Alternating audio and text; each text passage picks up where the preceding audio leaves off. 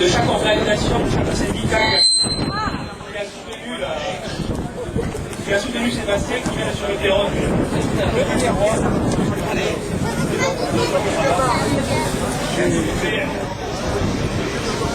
Voilà, il manque un PSU, il me semble. Non, ah non, il y a rien, excusez-moi.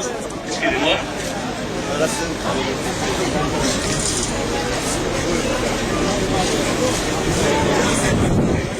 Vous lire un petit une petite intervention juste avant les cérémonies qui vont suivre.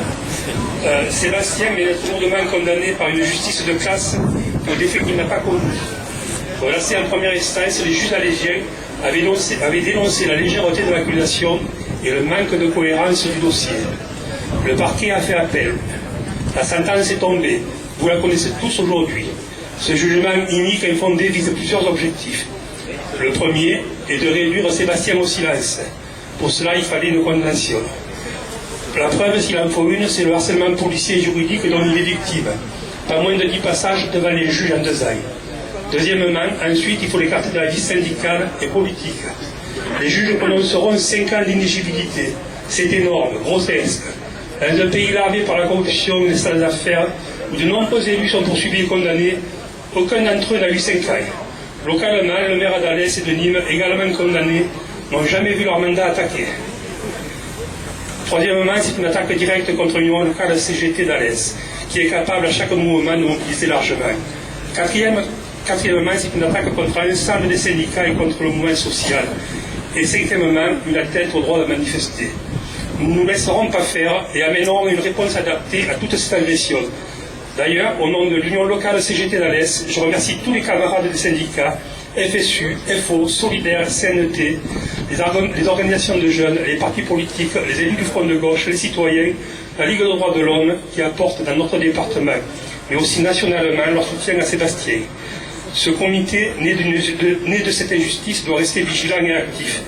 Le ministre Valls, excusez-moi, il y a du vent, a dit clairement qu'il poursuivrait les syndicalistes qui résisteraient. Il a choisi son camp, nous l'avons compris. Cela veut dire accepter que le sort que vous réserve le grand patronat est fermé aux gueules. Eh bien non, nous ne nous laisserons pas faire. Nous résisterons à la casse de nos emplois, des droits et libertés, et gagnerons par nos luttes des droits nouveaux. Je voudrais revenir sur ce jour fatidique où ces 9 pauvres policiers, pourtant aguerris, à poursuivre, arrêter des jeunes lycéens, les maintenir en garde à vue, prélever leur ADN. Ce fameux jour où ils ont subi cet hypothétique attentat. L'ambiance était tendue, rappelez-vous. Il faisait très chaud. La clameur des manifestants en colère, les gaz lacrymogènes, la tension. Toutes ces conditions réunies aggravent forcément le stress des forces de l'ordre. Et puis, tout à coup, on ne sait pas pourquoi, ni comment, entre en scène un œuf. Puis l'inquiétude dans les rangs de nos chers étant nos poulets. Leur cerveau inquiet commence à fonctionner. Les yeux s'écarquillent derrière les visières embuées des casques, surchauffés. Un œuf, et à partir de cet instant, s'est posé pour eux la question essentielle. Existentialiste, une question qui depuis la nuit tant taraude l'humanité. La grande question de l'origine, l'œuf ou le poulet? Senti de cochon, comme dirait le célèbre. Profitant de cet instant d'intense réflexion, l'œuf agressif bondit, souillant les beaux uniformes bleu métallique, blessant gravement les Robocop, et traumatisant à vie. Voilà la vérité, j'étais présent, comme de milliers d'Alésiens. Sébastien n'a vraiment rien à voir dans cette affaire. Et tout cela m'inspire une réflexion concernant cette arme de destruction massive.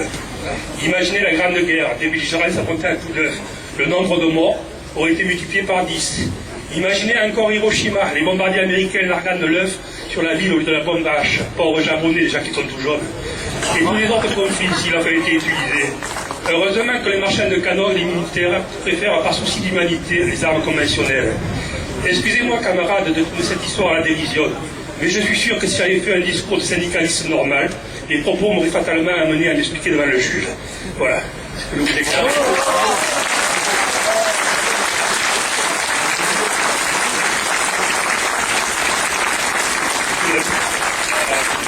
C'est vrai que c'est tellement dérisoire que on est obligé de le prendre avec humour. C'est maintenant si les camarades de notre syndicat aimaient, si tu veux dire quelque chose. Simplement, oui, bien sûr, on est solidaires parce que c'est notre droit syndical qui est bafoué. c'est sûr qu'on ne peut être qu'avec la CGT et avec Sébastien. Voilà, bon, mais je pense que tout le monde est comme moi. Je vais passer la parole à qui? Pas grand chose à rajouter, simplement je crois qu'il faut qu'on continue ce combat contre ces attaques contre le syndicalisme. C'est vrai tu l'as tourné à la dérision, mais derrière c'est vrai que c'est quand même grave. Si aujourd'hui on arrive à condamner des copains sur rien, alors on a à s'en faire, alors qu'on a besoin du syndicalisme plus que jamais, vu ce qui se passe. Voilà, c'est tout ce que j'ai à dire au nom de Solidaires Alès.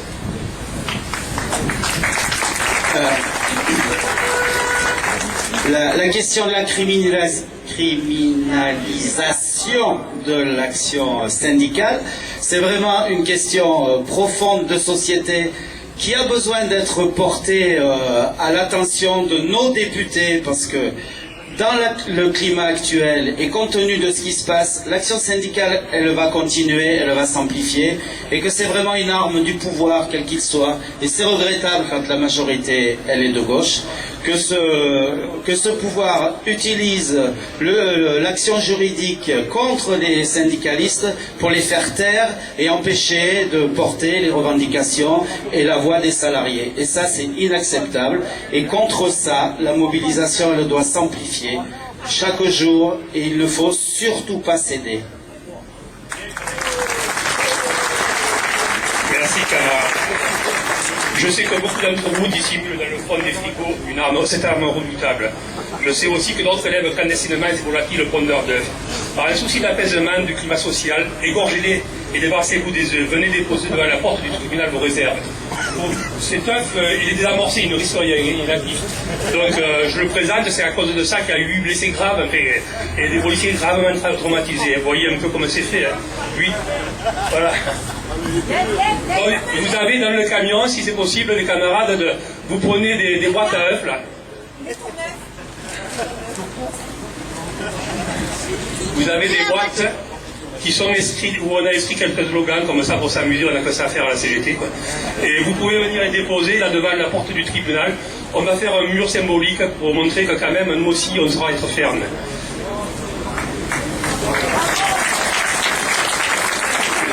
Venir nous accompagner pour rebaptiser cette place, mais on le fera à Saint-Louis, tant pis.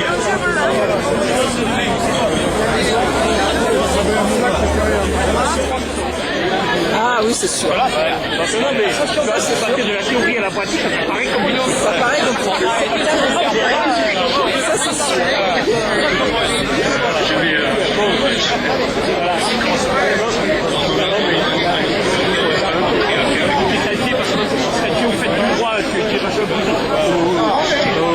La maîtrise de mise en jeu, et bon.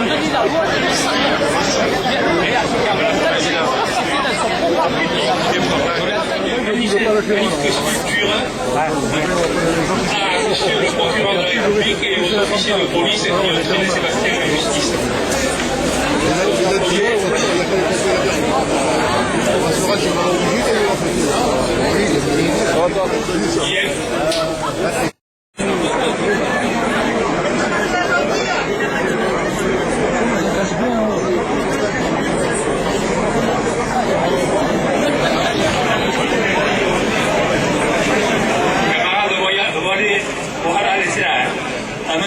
Celui-là, il ne faudra pas prendre la figure, parce que ça ne sera pas 8 victimes, ça va être...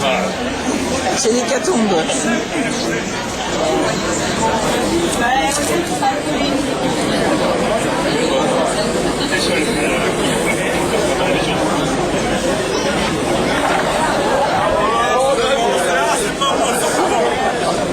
On t'a vu, Tom.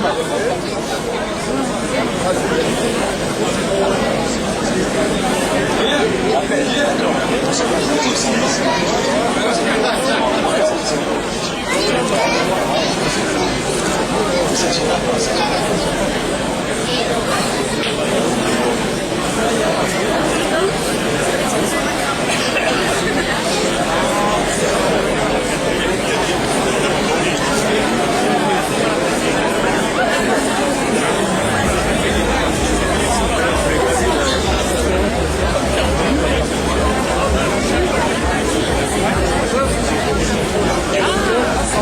Merci.